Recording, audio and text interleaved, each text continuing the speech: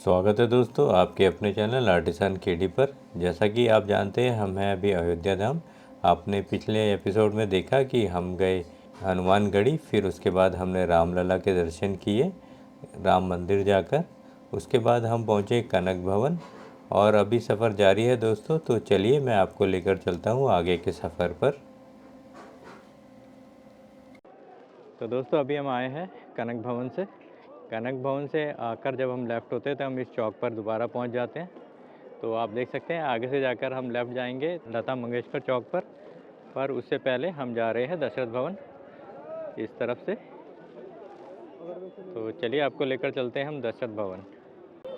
तो फ्रेंड्स इस चौक से जब आप देखेंगे ठीक बगल में ये है दशरथ भवन। दशरथ भवन दशरथ जो थे श्री राम जी के पिताजी, उनका ये महल है कहा जाता है। तो चलिए दशरथ महल और हम चलकर आपको दिखाते हैं दशरथ महल अंदर की तरफ से कैसा दिखता है। काफ़ी ऐतिहासिक जगह है दोस्तों, आप आएँ तो ज़रूर विज़िट करें एक बार।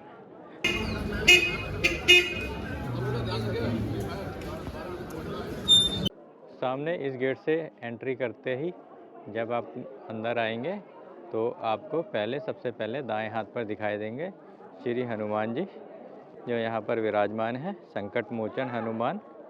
और उसके बाद आप यहाँ पर जूते उतार कर अंदर जा सकते हैं दशरथ भवन या दशरथ मंदिर में।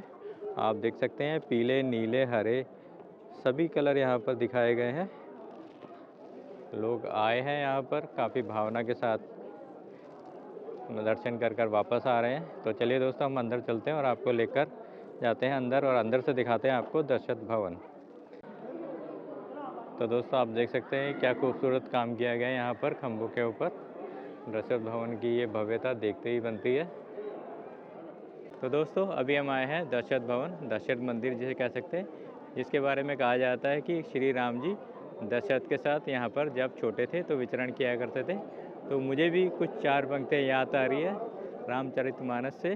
तुलसीदास जी की कुछ पंक्तियाँ मुझे याद आती है जिसमें उन्होंने कहा है कि ठुमक ठुमक चलत रामचंद्र, बाजत पैजनिया, किलक किलक उठत धाय, गिरत भूमि लटपटाए, धाय मात गोत लेत दशरथ की रानिया, ठुमक ठुमक चलेत रामचंद्र, बाजत पैजनिया। तो ये वो जगह है दोस्तों जहाँ पर श्री राम अपने राघव अवतार में बाल रूप में कभी विचरण किया कर सकते हैं। तो काफ़ी अच्छा लग रहा है यहाँ पर आकर। बाहर से तो जब मैं आया तो मैंने देखा कि बिल्डिंग काफ़ी जर्जर व्यवस्था में है, पर अंदर आकर देखता हूँ तो वो उसका प्रांगण था। अंदर आकर जब आप देखेंगे तो यहाँ पर अलग अलग रंग, हर रंग, मैं तो ये कहूँगा कि सभी रंगों में सराबोर ये इसका आंगन है, जिसको देखकर मैं ये बोल सकता हूँ कि सब रंग देखने को मिले होंगे जब यहाँ पर श्री रामचंद्र जी विचरण किया करते थे। तो चलिए आगे चलते हैं आगे। दोस्तों माना जाता है कि दशरथ महल को ठीक उसी जगह बनाया गया है जहाँ राजा दशरथ का असली निवास हुआ करता था। इस भवन के मंदिर में श्री राम, लक्ष्मण और सीता जी की मूर्ति लगी हुई है। इस मंदिर का प्रवेश द्वार बहुत बड़ा और रंगीन है। इस परिसर में काफ़ी संख्या में जमा होकर श्रद्धालु भजन कीर्तन करते रहते हैं। दशरथ महल में राम विवाह, दीपावली, श्रावण मेला, चैत्र रामनवमी और कार्तिक मेला बेहद उत्साह के साथ मनाया जाता है। कहा जाता है कि इस महल में चक्रवर्ती महाराजा दशरथ अपने रिश्तेदारों के साथ रहते थे। अभी इसके बाद हम जाएंगे लता मंगेशकर चौक। लता मंगेशकर चौक जाने के बाद हमारा आज का प्लान है कि हम जाएं आगे सरयू की तरफ शाम को आरती के लिए। तो दोस्तों हम चल पड़े हैं आगे लता मंगेशकर चौक की और आप देख सकते हैं अभी दुकानों में क्या अच्छी खूब रौनक हो रखी है। तो दोस्तों अभी हम यहाँ से गुजरे तो हमने देखा कि ये देखिए कितने सारे श्रद्धालुगण इस टाइम पहुँचे हैं अयोध्या। अपार भीड़ है इधर ऊपर से लेके आगे तक। ये देखो जहाँ तक जाता है भीड़ ही भीड़ है। ये इतनी लंबी कतार है अगर यहाँ पर, तो आप अंदाज़ा लगा सकते हैं कि रामलला मंदिर दर्शन के लिए कितनी कतार होगी। तो दोस्तों वो है हनुमानगढ़ी चौक और वो दूर से आप देख सकते हैं वहाँ से लेके ये लाइन जो सामने बोर्ड दिखाई दे रहा है लता मंगेशकर चौक का, ये लाइन अभी वहाँ तक जा चुकी है। तो अगर आप यहाँ आते हैं तो सुबह जल्दी ही आ जाइए। जय श्री राम। तो जल्दी ही आ जाइए और दर्शन कीजिए। जितना आप लेट करेंगे उतनी ही यहाँ पर भीड़ बढ़ती जाएगी। तो दोस्तों बाजार का नज़ारा देखते देखते हम चल पड़े हैं आगे की तरफ। आप देखिए क्या सुंदर दिखाई दे रहे हैं रामलला यहाँ पर इन मूर्तियों में। तो दोस्तों सुर साम्राज्ञी लता मंगेशकर के नाम पर है लता मंगेशकर चौक, जिसका हाल ही में अभी उद्घाटन किया है माननीय मुख्यमंत्री श्री योगी आदित्यनाथ ने। तो हम जा रहे हैं लता मंगेशकर चौक, तो मैं आपको लेकर चलता हूँ लता मंगेशकर चौक और आपको दिखाता हूँ। तो चलिए आगे बढ़ें। तो दोस्तों ये जो जगह है, इस जगह को कहा जाता है हनुमानगढ़ी तिराहा। तिराहा इसलिए क्योंकि यहाँ से 3 रास्ते निकलते हैं। एक रास्ता चला जाता है हनुमानगढ़ी की तरफ, एक रास्ता है श्री रामलला मंदिर की तरफ। आप देखिए, आप अगर इस तरफ जाएंगे तो आप जाएंगे रामलला मंदिर दर्शन करने, और आप इधर जाते हैं तो आप पहुंच जाएंगे हनुमानगढ़ी। और पीछे जहाँ से अभी मैंने दिखाया इस तरफ से ये रास्ता जा रहा है लता मंगेशकर चौक की तरफ। तो चलिए आगे बढ़ते हैं। तो दोस्तों मैं आया तो मैं अपने आप को रोक नहीं पाया, ये गदा मुझे यहाँ पर दिखाई दी, हनुमान जी का शस्त्र। आप देख सकते हैं ये दुकान है हनुमानगढ़ी तिराहे पर। यहाँ पर आपको ये ख्याल से कलशी कहते हैं या दिए रखने के मिल जाएंगे, और भी यहाँ पर बहुत सारा सामान है। तो दोस्तों हम लता मंगेशकर चौक की तरफ बढ़े ही थे तो हमें दाईं हाथ पर पेट्रोल पंप के पीछे दिखाई दिया ये सुंदर नज़ारा। तो हम थोड़ा रुक गए और यहाँ पर भी आकर देखें। तो चलिए आपको लेकर चलते हैं और आगे दिखाते हैं। तो थोड़ा मैं रुक गया इसको देखने के लिए। बाहर से तो देखने में काफ़ी सुंदर दिखाई दे रहा है। सुबह मैंने आते हुए रोशनी में चमकते हुए भी इसे देखा था तो काफ़ी अच्छा सुंदर दिखाई दे रहा था। तो दोस्तों हमने अंदर जाके पता किया तो ये है राजा का एक पुराना किला, जहाँ पर अभी पुलिस स्टेशन बना हुआ है। तो ये कोई वैसे घूमने की जगह नहीं है, इसलिए बाहर से देखा तो मुझे अच्छा लगा तो मैंने आपको दिखाया। तो चलिए अब हम चलते हैं, आगे बढ़ते हैं लता मंगेशकर चौक की तरफ।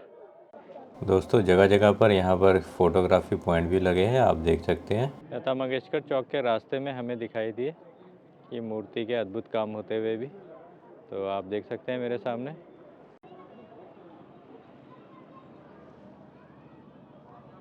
तो दोस्तों लता मंगेशकर चौक के रास्ते में बढ़ते बढ़ते हमने देखी काफ़ी सारी चीज़ें, जैसे ये श्री राम मूर्ति कला केंद्र देख सकते हैं, और आप देख सकते हैं आसपास कितनी सारी दुकानें हैं यहाँ पर, कार्ड, प्रेस इत्यादि। और ये दुकानें देखिए, यहाँ पर आप झंडा खरीद सकते हैं। दोस्तों आज जगह जगह हमें भंडारा देखने को मिल रहा है। श्री राम के श्रद्धालु दिल खोल कर भंडारा कर रहे हैं।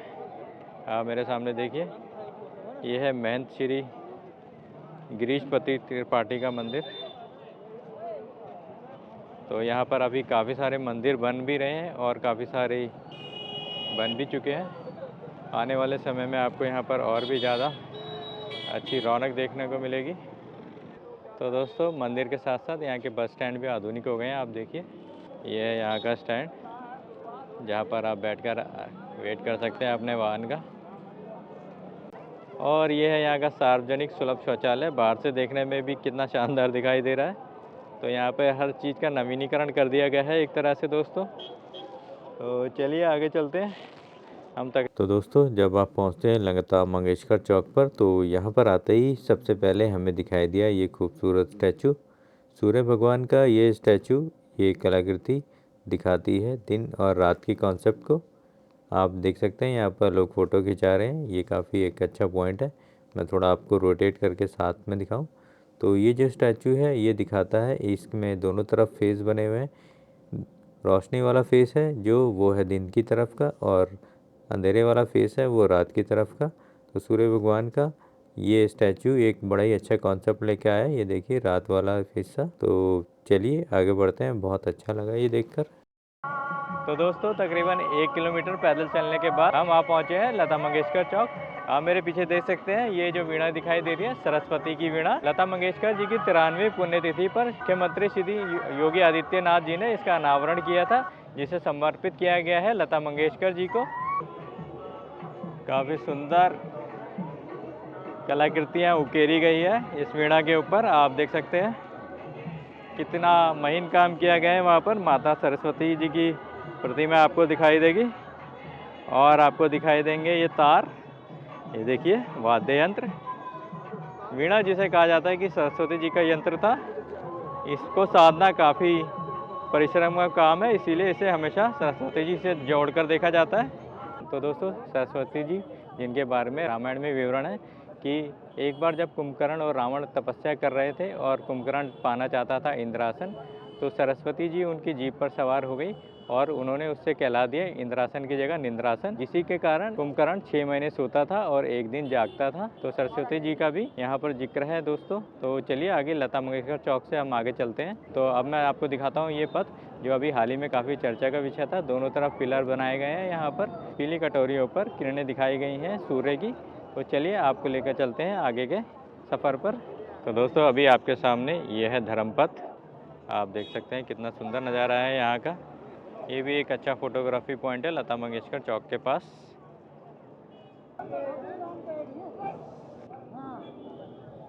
छोटी राम पेड़ी के पास ये जगह है। दोस्तों ये जो हिस्सा आपके सामने है ये है सरयू घाट का किनारा। आप श्रद्धालु को देख सकते हैं यहाँ पर बैठे हुए हैं, ध्यान में बैठे।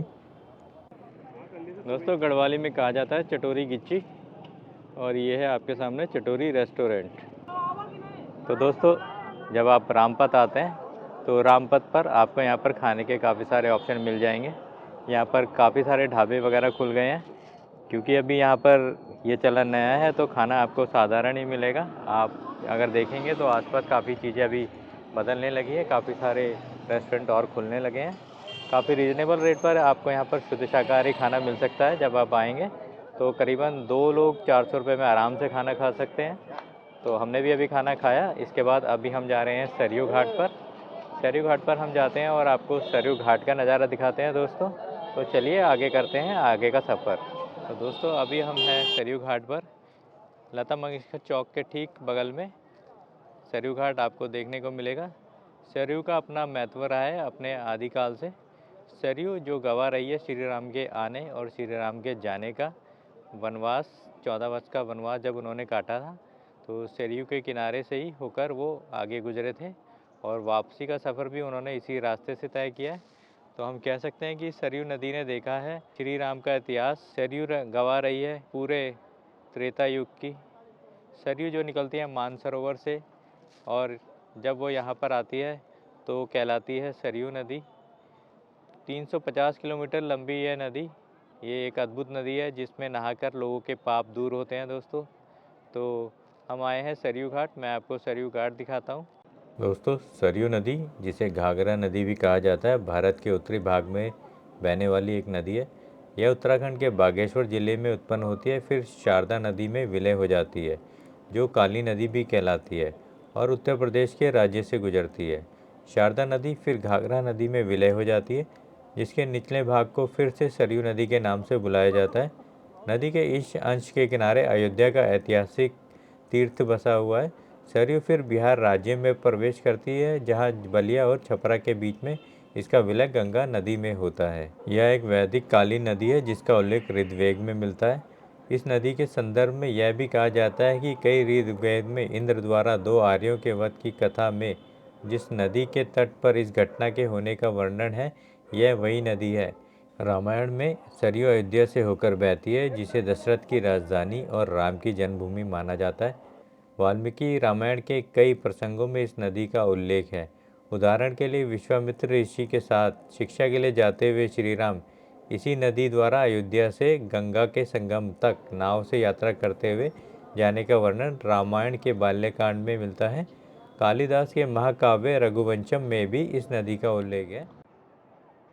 आप ये घाट की दीवारों पर देख सकते हैं, यहाँ पे श्री राम से जुड़ी हुई घटनाओं का चित्रण किया गया है। जैसा कि सामने दिखाई दे रहा है मुझे, श्री राम ने धनुष तोड़ा है, उनके सामने दिखाई दे रहे हैं परशुराम। ऐसे अनेक कहानियों का वर्णन यहाँ पर दिखाया गया है। जैसे कि वो सामने आप देख सकते हैं, केवट श्री राम जी को आगे छोड़ने जा रहे हैं। तो दोस्तों ये वो घाट है जहाँ पर शाम को होती है आरती, और वहाँ घाट से पानी अभी छोड़ा गया है, तो वहीं चलते हैं, आपको दिखाता हूँ। तो दोस्तों आपके सामने है ये सुंदर नज़ारा जहाँ पर सरयू से पानी छोड़ा गया है घाट की तरफ। तो आप देख सकते हैं, आप सुन सकते हैं पानी का बहाव, और कितना खूबसूरत, कितना अच्छा नज़र आ रहा है ये यहाँ पर वाइट पानी के ये झाग के बाद। अति सुंदर, मनोरम। जनवरी की सर्दी में भी श्रद्धालु अभी यहाँ पर घाट पर आनंद ले रहे हैं नहाने का। और आपके सामने देखिए क्या अच्छा सुंदर बहाव है और कितना खूबसूरत नज़र आता है घाट यहाँ ऊपर फ्लाईओवर से। ये आप देख सकते हैं दूर तक, जहाँ देखो श्रद्धालु वहाँ पर बच्चे अपने पिता के साथ। तो दोस्तों अभी हम हैं सरयू के तट पर, सरयू घाट पर। सरयू घाट पर यहाँ पर 6 बजे आरती होती है शाम को, जो कि यहाँ का मेन अट्रैक्शन है। और उसके अलावा 6:30-7 बजे आप यहाँ पर एक लेज़र शो भी देख सकते हैं, जो काफ़ी इन्फॉर्मेटिव होता है। आप मेरे पीछे लहरों की आवाज़ सुन सकते हैं, क्या शानदार भाव है अभी सरयू का। तो चलिए दोस्तों, आगे हम थोड़ी देर और यहाँ पर स्पेंड करेंगे और इसके बाद हम यहाँ से वापसी का सफ़र शुरू करेंगे। धन्यवाद। राम नाम की लूट है बंदे, लूट सके लो लूट, अंतकाल पछताएगा जब सब जाएगा छूट। तो अगर आप आते हैं 14 जनवरी से 24 मार्च तक यहाँ, तो यहाँ राम की पैड़ी पर 14 जनवरी से 24 जनवरी तक रोज़ शाम को रामोत्सव का आयोजन किया गया। आप देख सकते हैं सामने उसी का समारोह। तो दोस्तों अगर आप आते हैं अयोध्या धाम, तो आप अपना डे इस तरह से प्लान कर सकते हैं कि आप सुबह जल्दी आए और यहाँ तकरीबन 7 बजे पहुँच जाएँ और आप अपना दर्शन शुरू करें पहले हनुमानगढ़ी से। हनुमानगढ़ी हनुमान जी की आज्ञा लेकर आप जाएँ रामलला के दर्शन करने। रामलला के दर्शन करने के बाद आप पास में ही कनक भवन, दशरथ पैलेस विजिट कर सकते हैं और फिर वहाँ से आप जा सकते हैं लता मंगेशकर चौक की तरफ। ये सारे के सारे एरिया आसपास ही है। सिर्फ हनुमानगढ़ी से जब आप लता मंगेशकर चौक आते हैं तो आपको तकरीबन 1 किलोमीटर का सफ़र तय करना पड़ेगा। हमने तो ये सारा सफ़र पैदल ही तय किया, पर अगर आप नहीं चलना चाहते 1 किलोमीटर, तो कोई भी ई रिक्शा वगैरह कुछ हायर कर सकते हैं और आप आ सकते हैं लता मंगेशकर चौक। लता मंगेशकर चौक जब आप आ जाएंगे तो पास में ही आपको यहाँ पर सरयू घाट देखने को मिलेगा। आप देख सकते हैं मेरे पीछे सरयू घाट। यहाँ पर शाम को आरती होती है, जो कि यहाँ का एक मुख्य मेन अट्रैक्शन है। इस तरह से आप एक ही दिन में पूरे अयोध्या का सफ़र तय से कर सकते हैं। पूरा अयोध्या आप एक ही दिन में आप देख सकते हैं दोस्तों। तो उम्मीद है आपको ये जानकारी पसंद आई होगी। अगर आप ऐसा भी करना चाहते हैं तो ऐसा करके आप यहाँ पर होटल का पैसा बचा सकते हैं। पूरे दिन हम यहाँ पर घूमे और खाने पीने में हमारा मात्र खर्चा हुआ तकरीबन 400 रुपये का, जिसमें हम 2 लोगों ने आराम से खाना खाया। बहुत ही रीज़नेबल प्राइस में, बहुत ही कम पैसों में आप दर्शन कर सकते हैं रामलला के, अगर आप अयोध्या आते हैं। यहाँ पर अभी काफ़ी सारे होटल वगैरह खुलने में हैं, तो जब वो होटल खुल जाएंगे तो आपको और भी अच्छी सुविधाएं यहाँ पर देखने को मिलेगी। उम्मीद है आपको ये जानकारी पसंद आई होगी। तो दोस्तों उम्मीद है कि आपको मेरा आज का ये वीडियो पसंद आया होगा। अगर आपको ये वीडियो पसंद आए तो प्लीज़ लाइक कीजिए, सब्सक्राइब कीजिए और साथ ही शेयर भी कीजिए हमारे इस वीडियो को, ताकि हमें मोटिवेशन मिलता रहे इसी तरह के और वीडियो आपके साथ लेकर आते रहने का। और इसके साथ ही सब्सक्राइब भी कीजिए हमारे चैनल आर्टिसान केडी को, क्योंकि मैंने अभी देखा है कि सिर्फ 10% लोगों ने ही अभी सब्सक्राइब किया है।